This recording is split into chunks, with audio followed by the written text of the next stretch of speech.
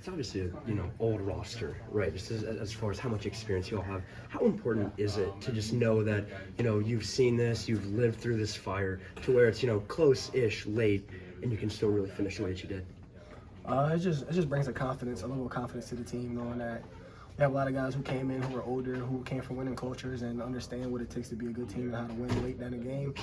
And it's clearly a translate because you see we just preach on keeping our poise, never getting too high, never getting too low, and just being ready for the next play. And knowing that, so you got to keep going, and you can't stop. Can you break it, or how does it shine through when you talk about guys coming from winning cultures, but you are coming from different programs? You've got to find that chemistry and whatever. Basically, what are, I guess, the common denominators for guys that come to a new program but know what success looks like at this level? The common denominator is that we just want to have that success here. We want to come out there and win. We want to be a great team. We want to have, we just all have that same common goal of just winning games. Can you break down that 50-yard play you had? Well, what were you thinking when you had dodging all those guys? I mean, what do you see in that moment? Is it just reaction? What is it? How did you kind of make that happen? I just black out and run. I just try to do whatever I can to just keep making the most out of every opportunity I get. Curtis had another phenomenal game, 3 touchdowns, over 300 yards. How has your connection with him grown to have him have this success, but also you have this success? It's just trust. We just making sure we practice hard and we take every rep seriously, so that way when we get into a game, there's no speed difference, there's no change in mindset. We know what it takes to get the job done, and we just do that. How do you develop like a juke or a spin move that you broke out on that play? I don't know. I've had the spin move in the arsenal since high school. I guess it just keeps coming up. I don't know. When you first committed here to now, has anything kind of surprised you about Coach Ignetti or the staff, just how they operate and get the best out of you guys? No, everything they told me in my visit was exactly what's going on now. He came here to change the culture. He came here to win games, and that we're going to have a lot of talented guys coming in, and everybody have an opportunity to participate and contribute to our success. And that's what's going on. So. Obviously, a lot of coaches are going to tell you stuff like that. Just what about Coach Ignetti kind of made you truly believe in that? You can tell when he was talking, he really meant it. It wasn't no sugarcoat or he's trying to persuade you to come here. He was telling you, to him, what he was saying was factual information. It was never an opinion or a judgment. He believed exactly what he said was going to happen, and it's coming full circle. I'm not sure what Elijah ended up finishing with, but just what makes him as special as what he seems to be. He's a consistent player who plays hard, runs great routes, catches the ball, and he knows how to operate after the catch. So, he's the full package, and he just continues to be successful. That's all he does is work.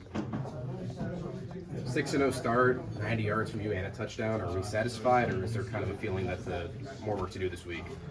Yeah, no, we can celebrate this one right now in the moment, but we know that this wasn't the ultimate goal to be 6-0 or to go for 90 yards and a touchdown. That's not the goal. The goal is just to keep winning and being a great team and continue to have success as a unit. It seemed like you guys turned it up there at the end, both the offense and the defense. What about this team makes them play so well in the fourth quarter to finish games?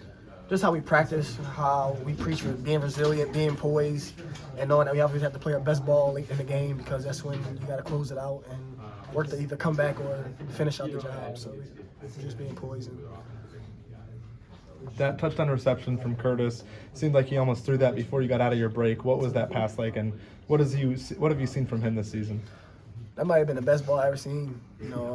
Just coming in a route, I didn't expect the ball to even come out to me personally. And I look up and the ball's just here. So, he just gave me a layup for real. I don't know. But like I always say, having a quarterback like that is a receiver's dream, just knowing that even when you don't think he will, he'll put the ball right where it needs to be, and all you have to do is just lay 2 hands out and catch it.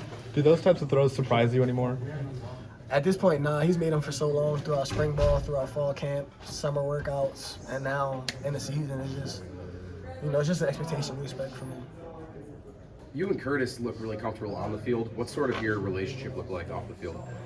Oh, just a good guy. We get around each other, kick it, tell jokes, laugh.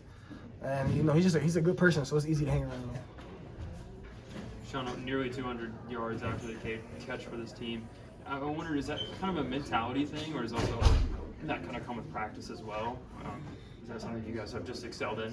Yeah, it's definitely a mentality thing and something we do in practice. With a room that we have so deep, You know, when you get an opportunity to get your hands on the ball, you know, you want to do as much as you can with it. So when you get the rock, you never know when it's going to come back. So when you get your chance, you just try to make the most of everything. And, you know, Shanny puts us through a lot of drills that allows us to continue to work, practice, catch, tuck, get upfield, make people miss, you know, so it translates.